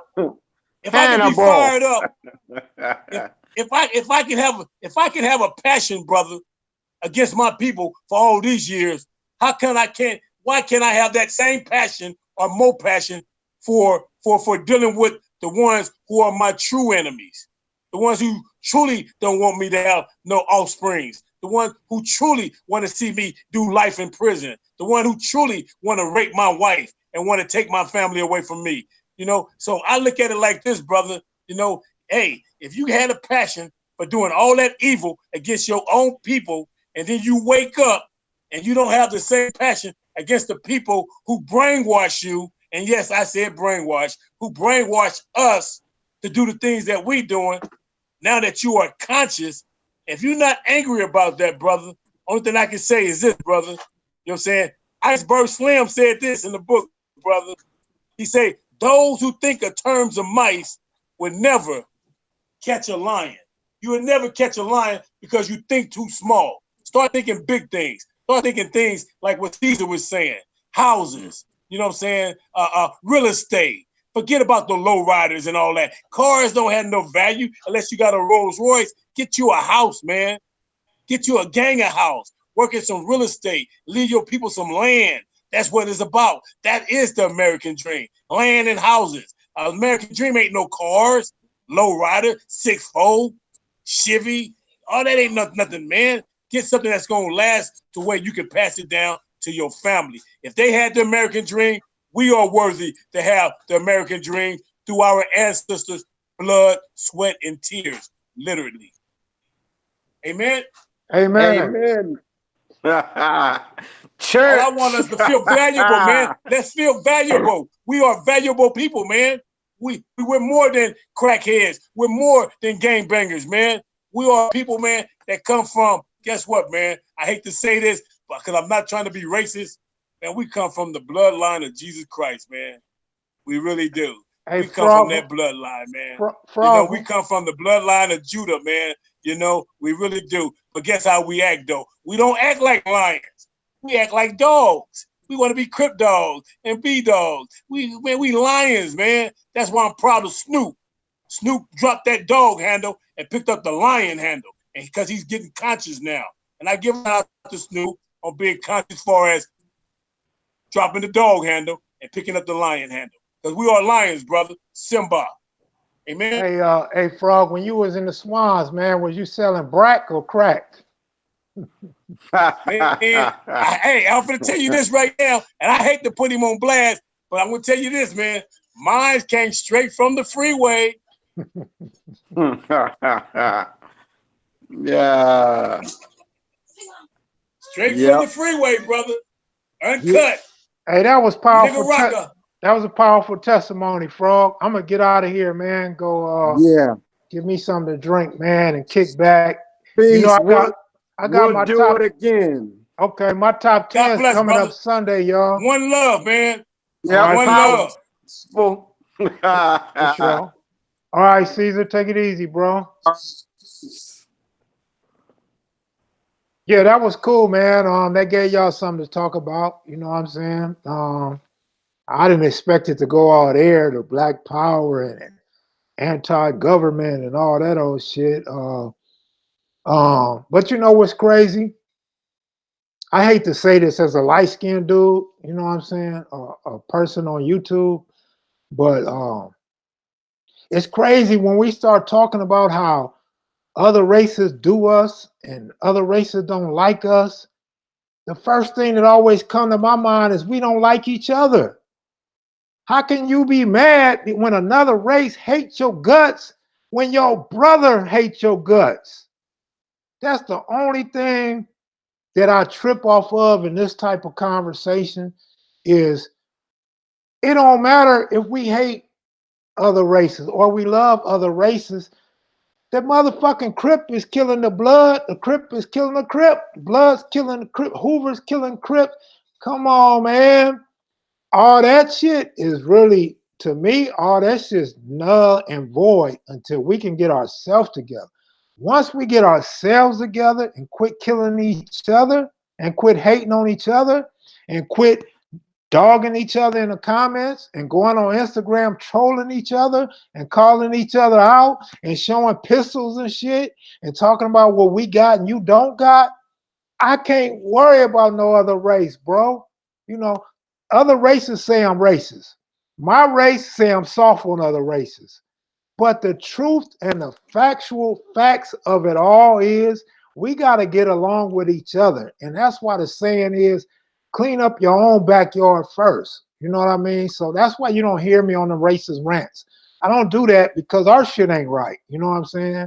And at the same time, I respect the young nigga that's still ignorant and dumb and still got problems with the neighborhood next to his because of some shit that transpired that he was a part of or that he witnessed one of his homies or brothers get killed. So I don't even tell a black man to put his gun down.